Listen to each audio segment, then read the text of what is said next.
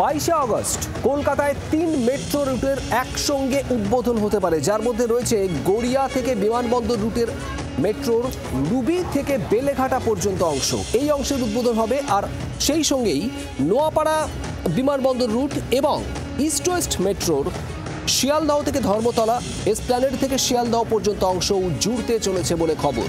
প্রধানমন্ত্রী নরেন্দ্র মোদীর উপস্থিতিতেই এই মেট্রো রুটের উদ্বোধন হতে পারে। 3টি মেট্রো রুটের উদ্বোধন হতে পারে 22 আগস্ট, এমনটাই সূত্রের খবর। রেলবোর্ড সূত্রে জানা যাচ্ছে ওই দিন অর্থাৎ 22 আগস্ট শহরের 3টি মেট্রো রুটের 3টি অংশ, নিউ গড়িয়া বিমানবন্দর মেট্রো রুটের রুবি থেকে বেলেঘাটা পর্যন্ত অংশ, পাশাপাশি নোয়াপাড়া বিমানবন্দর রুট এবং ইস্ট ওয়েস্ট মেট্রোর এসপ্ল্যানেড থেকে শিয়ালদহ অংশ ওই দিনই অর্থাৎ 22 আগস্টে জুড়তে চলেছে বলে খবর। এবং ওই দিন প্রধানমন্ত্রী নরেন্দ্র মোদীর উপস্থিতিতে মেট্রো রুটের উদ্বোধন হতে পারে বলে সূত্রের খবর।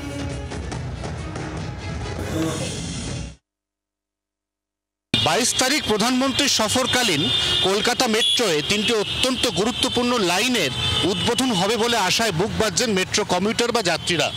এর মধ্যে সব থেকে জনপ্রিয় হতে চলেছে শিয়ালদহ থেকে এসপ্ল্যানেড পর্যন্ত মেট্রো সংযুক্তিকরণ, যা বউবাজার বিপর্যয়ের সময় থেকে একরাশ বিতর্কে জন্ম দিয়ে এসেছে।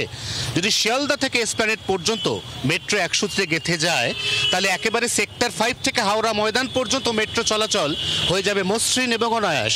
তার পাশাপাশি রুবির মোড় অর্থাৎ হেমন্ত মুখোপাধ্যায় থেকে বেলেঘাটা পর্যন্ত সম্প্রসারিত লাইনের উদ্বোধন হতে পারে।